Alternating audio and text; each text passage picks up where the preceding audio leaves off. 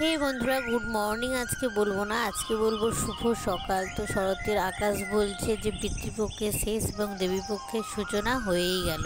তো শুভ মহালয়া সবাইকে। তো মহালয়ার দিনটা সারাদিনই খুব একটা কিন্তু কড়কড়ে রোদে এবার ছিল না, ছিল মেঘলা আকাশ। তো যাই হোক, খুবই ভয় পাচ্ছিলাম কি জানি মহালয়া থেকে বৃষ্টি শুরু হলো কি না।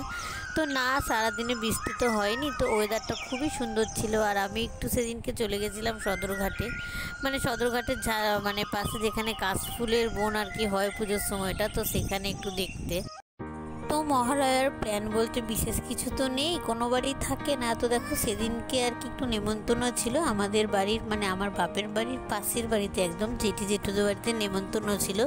সেদিন হচ্ছে গৃহপ্রবেশের দিন, প্রতি বছরই ওদের যেই দিন গৃহপ্রবেশ হয়েছে। দেখো, তো ওই জেঠুদের বাড়িতে ঢুকছি, তো আমি অমিত বাবাটা দুপুর করে বাড়ি চলে গেছিলাম। তো মা বাপির সঙ্গে দিয়ে একসঙ্গে গেছিলাম।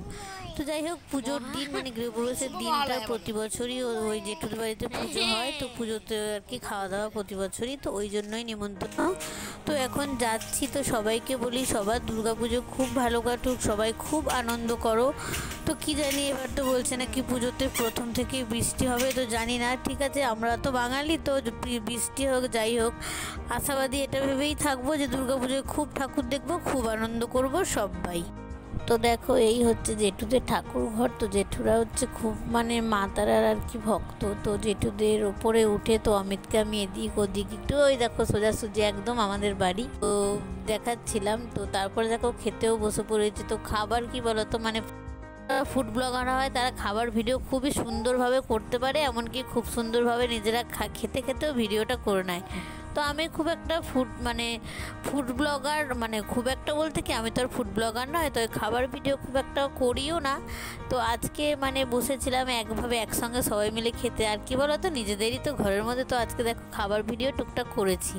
তো প্রথমেই দিয়েছিল দেখো আলু ভাজা, পটল ভাজা, উচ্ছে ভাজা, শাক ভাজা। তো আমি উচ্ছে ভাজাটা নিইনি। তারপরে দেখো, ভোগ প্রসাদে জেঠিরা ওই মা তারাকে ভোগ মাছ দিয়েই দেয়। তো মাছের মাথা, ওটা ভোগের প্রসাদ। ওটা পরপর অনেক জেঠুদের আইটেম হয় প্রতি বছরই, খিচুড়িও থাকে, পোলাও থাকে, আর সাদা ভাতও থাকে। সঙ্গে ছিল নবরত্ন ছেঁচড়া, ভেজ মুগ ডাল, ফুলকপি আলুর তরকারি, দই কাতলা, চুনো মাছের টক। ওই দেখো, দূরে দাঁড়িয়ে আছে জেঠু, ওই সাদা জামা আর গেঞ্জি, সাদা গেঞ্জি আর প্যান্ট পরে, ওটা হচ্ছে জেঠু।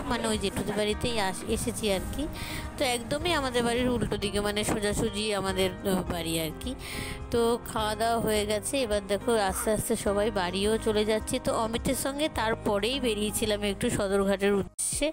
আসলে কি বলতো, সময় সুযোগ পেলে তবেই কিছু হয়। এমনটা নয় যে সদরঘাটে এসেছি আসবো বলে ঠিকঠাক ছিল, তা নয় আর কি। ওই বাড়িতে এসেছিলাম, তো তারপরে কিছু সময় ছিল হাতে। তো অমিতকে বললাম চলো একটু ঘুরে আসি। তো এসে কিছু রিলসও বানিয়েছি।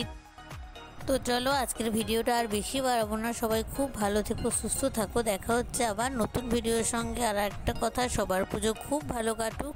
তো চলো, আজকের মতো সবাইকে গুড ইভিনিং, বাই।